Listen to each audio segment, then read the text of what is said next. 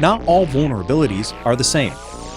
A critical vulnerability on a marketing laptop isn't the same risk as a critical vulnerability on a production server accessed by a domain admin missing EDR.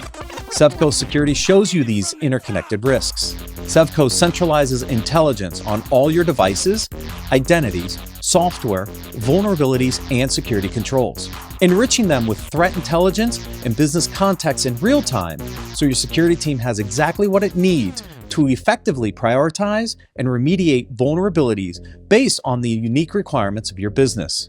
Think of it as a to-do list for risks, but less annoying. Find a smarter way to manage exposures. Visit securityweekly.com/Sevco today.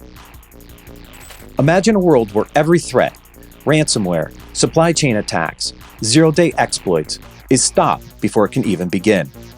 ThreatLocker makes that world a reality with a zero-trust approach to cybersecurity. By giving you granular control on every executable that can happen in your environment, ThreatLocker protects your business around the clock. No more guessing, no more gaps. Just rock-solid protection that keeps your operations running smoothly and your data secure. Discover how ThreatLocker's least privilege approach can safeguard your organization against known and unknown threats. Take the first step towards total peace of mind. Visit securityweekly.com/ThreatLocker today. Welcome back to Business Security Weekly. I am your host, Matt Alderman, joined by Jason Albuquerque. One quick announcement, and then we're going to break into the articles. Identiverse 2025 is returning to Las Vegas, June 3rd to 6th. Hear from 250 plus expert speakers and connect with over 3,000 identity security professionals across 4 days of keynotes, breakout sessions, and deep dives into the latest identity security trends. Plus, take part in hands-on workshops and explore the brand new non-human identity pavilion. Register now and save 25% with code IDV25-SecurityWeekly by visiting securityweekly.com/IDV2025. Identiverse. Wow, June. It's not going to be long. I know. Here before we know it. I know. It's not far after RSA conference. So, all right, let's dig into the articles. 5 new articles. One from last week that I forgot about. Jason and Ben reminded me that I had another article that I somehow closed the window on and totally forgot about. So we're going to cover that one. Listen, we were on a roll last time. So last week. So it was good. I mean, it was great conversation. No doubt about it. It was great coverage. And totally forgot about that one article, but we'll hit it here. All right. So first article, CTO versus CIO versus CISO. And Matt, you know how to get me going right out of the I know. Article number one, right? I mean, at the end of the day, it's a fairly basic article. It covers obviously the interplay between the 3 roles, and I would say it's a good starting point for organizations who are a little bit less mature and really don't know the interaction between at least, let's say, the CTO and a CIO. But here's the rub. Here's what kind of got me going a little bit, right? As the author's describing these 3 different roles, you have the CTO, and the CTO helps and creates and oversees and add value. The CIO helps and enhances with operational efficiency and moving technology forward. The CISO, he's concerned. He's concerned with handling of intellectual property. He's concerned with how to address legal and compliance issues. Now, I get it. The CISO role is often, linked to, risk mitigation and being really, pushing back on any risk to the organization. But when are we going to come to a day where we're articulating the role of the CISO as a more positive business enabling type role? When is that tone going to become a thing? Right.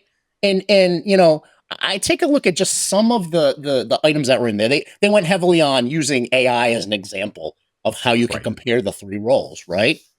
Now, instead of having like that negative connotation, why couldn't they say things like, the CISO allows organizations to confidently leverage AI to gain a competitive edge? Hey, wouldn't that be an awesome way to describe the same thing that we went through? Instead of saying we're concerned with intellectual property and protecting the org, I get it, but words matter, and we know that words matter. And the more that we describe the CISO as a friction point and a roadblock, versus an enabler to move the business forward, the more and more we're going to bear the burden as CISOs of that weight of never getting to the table.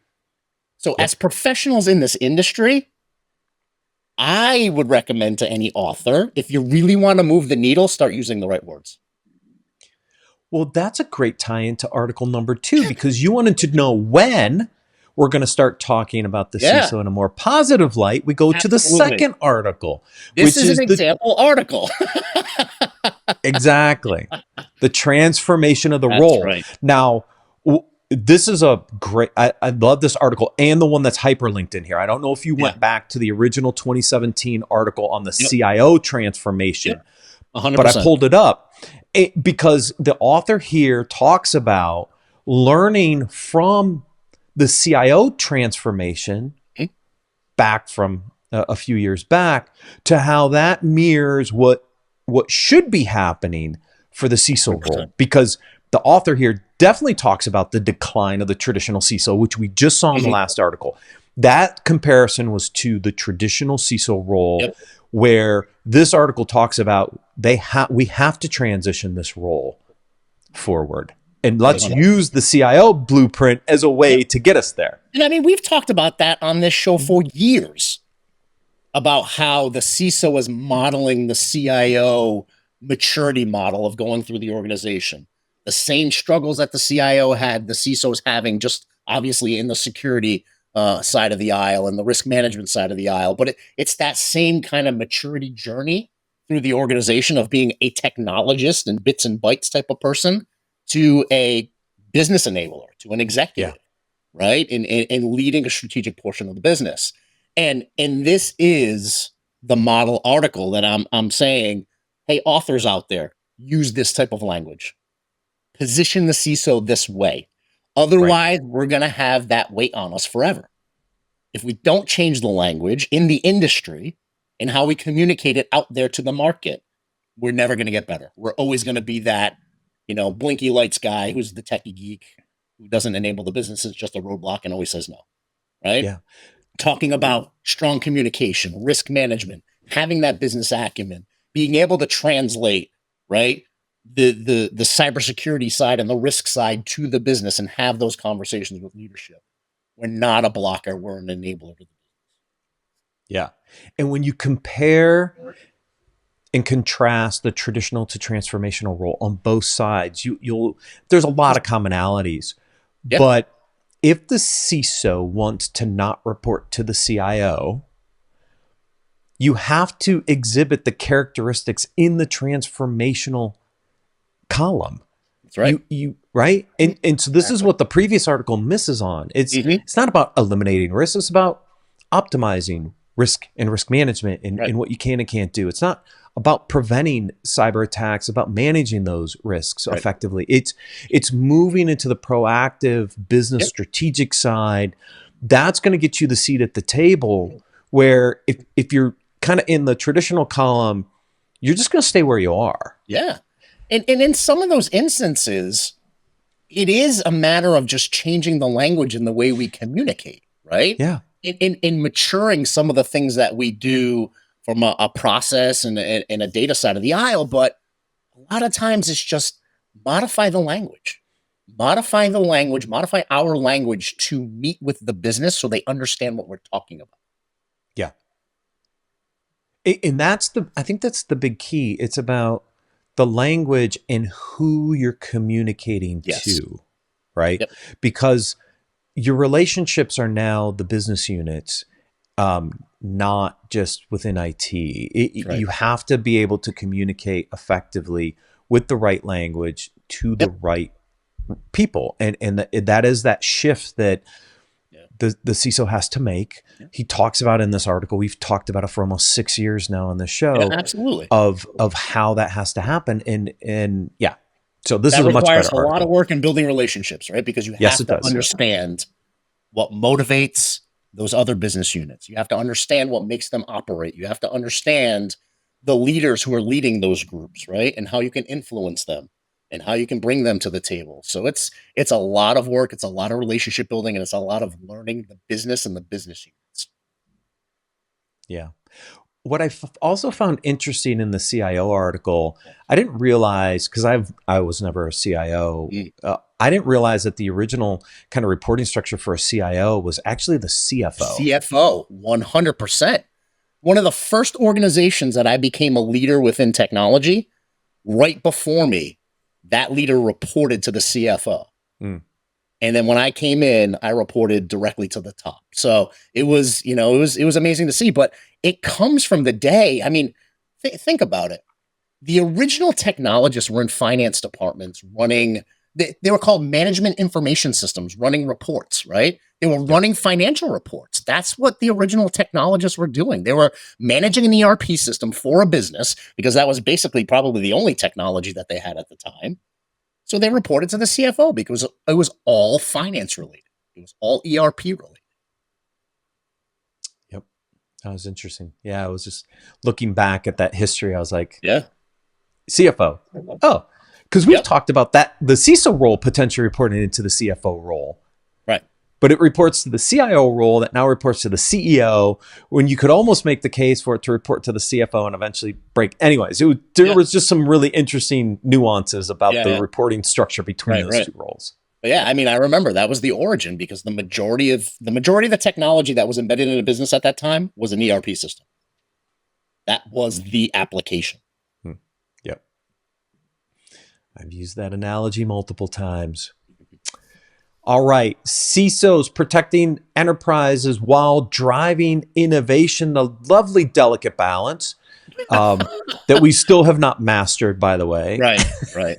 I mean, I read this article and it lacked strategies. Yeah, is what it lacked. I mean, it talked about leveraging cloud. It talked about leveraging real-time visibility, so business intelligence. Having collaborative governance and continuous education and having an adaptive risk management program. But these weren't strategies on how you balance security and agility to enable the business. It was just, hey, try the cloud, try some business intelligence and be collaborative and make sure you're educating your staff. It was very surface. I'll put it that way. It was very surface. Yeah, it was almost like a list of technology or product recommendations in some respects, right? Yeah, and I thought the same until I got down to like education and awareness and adaptive risk management, right, in the governance side. But yeah, it did feel like in the beginning it was going to be a pitch. I thought it was going to be a pitch. Like I actually scrolled up to the top of the article to see if it was sponsored by a company. I always do. It's one of the first things I do when I check these articles, right? So every Friday, folks, what I do is I go out and I look at the week's worth of news, and I have certain keywords I go in and I'll open almost 20 articles every week. And the first thing I do is to see if it's sponsored or not sponsored. Because if it's sponsored, I typically don't cover it. Now, there's a few that I do because I think they're really good. But in general, if it's sponsored and it looks like a product pitch, I'm not covering it on this show, right? So I did the same thing. I went, I looked at this and I'm like, all right, he's an assistant editor for HelpNet Security. Okay, so it shouldn't be a product pitch. But then it kind of felt like a product pitch a little bit. I can even debate how you do the continuous education and training, right? I don't think regular security awareness training, as we've done them for the past umpteen years, actually works. No, it's an absolute failure. It's a 100%. Yes, it's a complete failure. We know that. I mean, look at where we are in the world. It's an absolute failure, and people look at it as a check in the box, and they don't even pay attention. Right. Where, we've talked about it here, embedding it in the day-to-day of what everybody does, right? And having these cybersecurity champions out in the business and just building it into everybody's workday and educating that way, right? So it's... Yeah, so I would have expected things on here like security culture. Sure, absolutely. Build a solid security culture. Right. That's a strategy for balancing security and agility, isn't it? Yeah, and I mean, listen, I'm not knocking the fact that we have to get better at balancing security with innovating the business and making the business drive forward quickly, because guess what? The world's running really, really fast right now. And things are evolving very rapidly. So we have to be good at balancing risk along with enabling innovation. But these aren't the main things that I'd be sitting down with my board of directors, my CEO, my CFO, and talking about. What I'd be talking about is let's understand the goals of the organization. Let's understand what levers and buttons we need to be pushing as a business to move us forward. And then from there, start assessing risk. Right. right? Which is his And last point. That's right. almost your starting point. Exactly it. And then product comes later and tools come later, right? Yeah. It's always that analogy of, I want to build a house. Am I going to go out and buy hammers and drills and things? No, I'm going to get an architect. We're going to go and we're going to architect this new house, right? And you're going to do that first. So it's the strategy first. It's really figuring out the goals, and then from there assessing it and getting the tools and having those conversations. So Right. it's a little upside down, and honestly, the depth of this is it's like puddle deep. Yes. Puddle deep. That's a good way to put it. Puddle deep. Oh, all right. So these next three are all HBR articles. They're all great. They're all around the communication and talent side. So the first one is, when hiring, emphasize skills over degrees. Yep. We've talked about that a lot on this show. A ton. So this is former IBM CEO Ginny Rometty. She talks about this in this podcast. And we've been talking about it forever. Some of the best people I've ever worked with don't have degrees. Right. Agreed. Same here. Right. And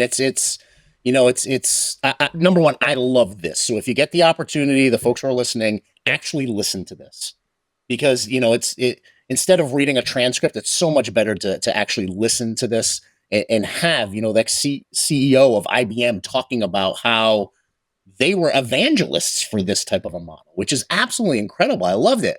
And she went back in time and talked about a story about her mom, right? And how her mom was in the workplace and didn't have a degree. And she watched her mother slowly get these skills just through classes and things that she would take at a community college, but no degree, but just trying to enhance her skills. And she watched her mother kind of work her way up through the organization that she was in. And for her, that was a little bit of a, aha moment. And then through, her own experience with apprenticing and doing things, throughout her experience, she doesn't have an MBA. She said it right on that audio, right on the podcast. And, at the end of the day, through her experience, she figured out that, hey, wait a minute, maybe these degrees aren't worth weighted as much as they should be. Right. Yeah. And she started changing the culture of where she was at and saying, not to knock a PhD, but do our roles really need a PhD? Right. That's kind of the epiphany that she had was, I'm not going to knock the degree. That's a great thing for folks to have, but we need to align our roles. Are our roles kind of, have we gone over the tips of our skis with the descriptions of these roles? Because what you're trying to do is you're trying to get someone into a role to be able to excel and to be able to move forward. So at the starting point of that role, do we really need a PhD? Do we really need a master's degree? Do you really even need a bachelor's degree for that person to get off the ground? And that was a great question to ask as a CEO. Yeah. I have a similar story. My mom only had her associate's degree and worked her way up through banking and ended up running kind of the loan division for the bank. Again, it was all about the skill set. It wasn't necessarily about the degree. Now, she did have to go back and get her associate's degree that probably put her on that path. But like I said, there's so many people I've worked with that don't have degrees, but they're awesome at what they do because they have the right skills. Right. And to have the former IBM CEO talk about this, I think is great for people to listen to, because if you're out hiring, listen to what she says here and really take it to heart when you're out looking for who to hire. Look at those skill sets. Look at the skills. Degrees? I mean, we've pushed degrees, but as a holistic society, not necessarily required in certain roles. Great. And it's I also took from that, it's up to us as leaders to go sit down with HR and kind of reboot the conversation, because one of the things she talked about was re-credentialing jobs that were over-credentialed in the first place. Right. To allow for a greater pool of candidates, right? That was the goal. How do we get a greater pool of candidates to come in here? And they had to take a look at every single job description and really re-credential those. So that way they could be hiring people who had the requirements to get them started in the role. Let's get them on their feet and started in the role. And maybe eventually they will need a degree. Maybe eventually, if they want to move forward in the organization, they can go get training or go get certifications, or, the education and training is super important. But at the end of it, really do a gut check on all your job descriptions and see if Yep. they're aligned, because attitude, aptitude, you can't beat it. We talk about it here all the time. Attitude and aptitude are key. Absolute key. Now, to get hired, how do you get through the AI screening? This next article, this next article was good because it kind of opened my eyes, right?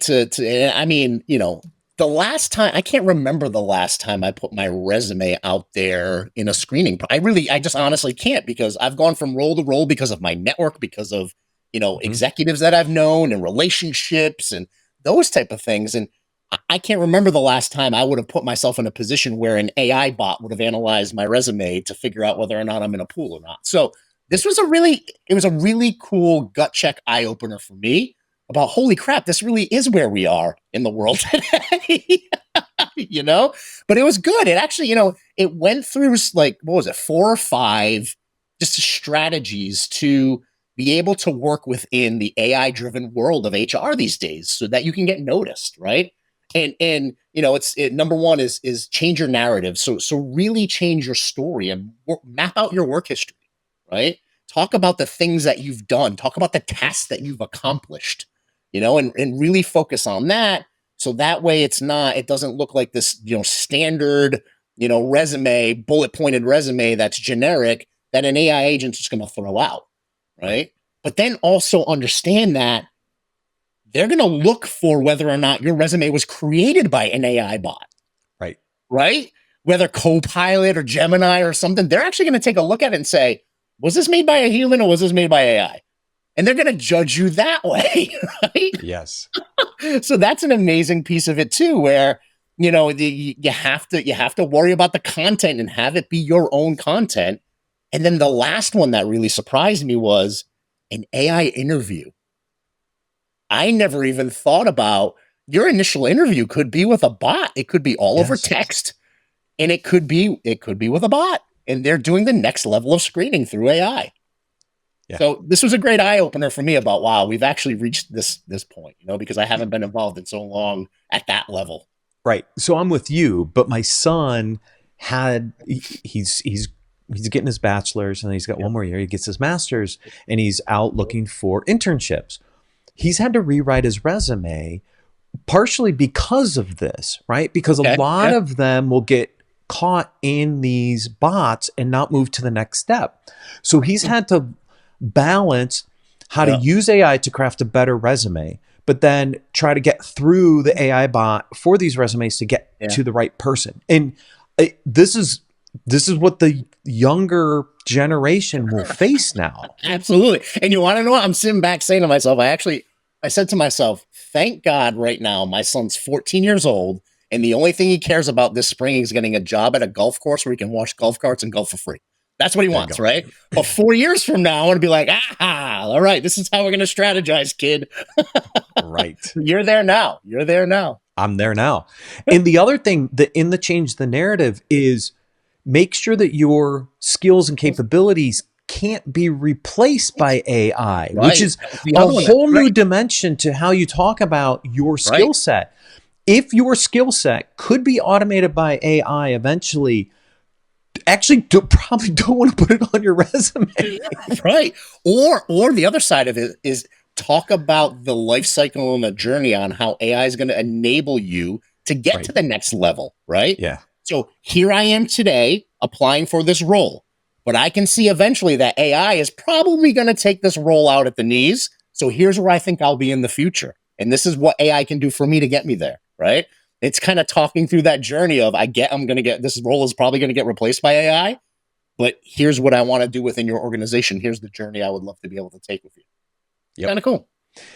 Yes. Now, the last article we're going to cover actually solves how to prepare for the interview process, because my guess is that the next article that I linked in here, the last article we're going to cover, talks about the STAR approach to interviews, and it forces you to prepare kind of answers. And my guess is these AI bots are going to be asking some of the questions that are in this next article. Oh, 100%. And I love how the STAR methodology forces you to think about your accomplishments, right? Your accomplishments from, all right, what was the situation you were in, and explain it, describe it in a story. Talk about the tasks that you performed and, what you were able to accomplish. What were those actions that you were able to achieve from it? And then at the end of the day, what were the results? How'd you move the needle for the company or in your role or for your department or for your colleagues, right? And it's a really good process to really build the story of the things you've done over the course of your career, to the point where I'm like, I don't need a resume right now, but hey, maybe I'll run it through this and kind of see how it changes the language of what, my last resume that I built, I don't know how many years ago now, right? Hasn't it? Just to see what the evolution of my resume would look like using a framework like this. Yeah, because then what it does is it says, expect at least 1-star interview question in every interview. Yeah. And based on the previous story we just covered, it could be an AI bot asking you the question. Absolutely. 100%. And screening your response to that question as a gatekeeper to actually getting to a live human interview. Yeah. And these are the things they're going to look for. They're going to look for the details of your accomplishments, right? Yes. What you were able to achieve over the course of your career. It's not just, I worked for this company from this date to that date, and my role was, get up in the morning, make the coffee, take out the trash. It's not that. It's your accomplishments. How did you help move the needle? Like I said before, right, for your business unit, for your organization, for your peers, for your clients. How did you help move the needle? It's all about the storytelling. And I love kind of this framework for the storytelling around it. Yeah, and it gives you a list of the 10 common star interview questions that you're likely to face. Mm-hmm. And they say, go out and prepare your star response to all 10 of these. Be prepared when you walk into the interview, because you're highly likely to get asked these types of questions during the process. And if you can articulate back the situation, task, action, results for each of these consistently, and they say practice them, because how you communicate this back, like the AI bot's probably going to be written, but when you're face to face, it's how you tell that story and how you talk about those components of the star. And they talk about not only write it down, but practice it, because how you deliver it is also very important in the interview process. And I can see the delivery and the words that you use being extra important with the AI bot, because it sounds like that's going to be your first place to pass to go, right? That's going to be the first sentinel sitting there at the door before you get to a human, is going to be this AI screening. And you have, like we know, AI is all about prompt and the language you use and the words that you use and how you articulate yourself. So you have to refine it. Yep. This is anybody going through the interview process. Yes. This is a great article. It gives you so many examples of stories in here of how to use the STAR methodology. It gives you a lot of tips and tricks on how to prepare for the interview using this methodology. This is an awesome article. It was a great addition to the one we skipped last week. So they all kind of married together this week. It did. It's an awesome article. So listeners, if you are on the market, take that one and go read it. Absolutely. Jason, always a pleasure. Thank you for joining me today. Thank you everyone for watching and listening. We'll see you next week on Business Security Weekly.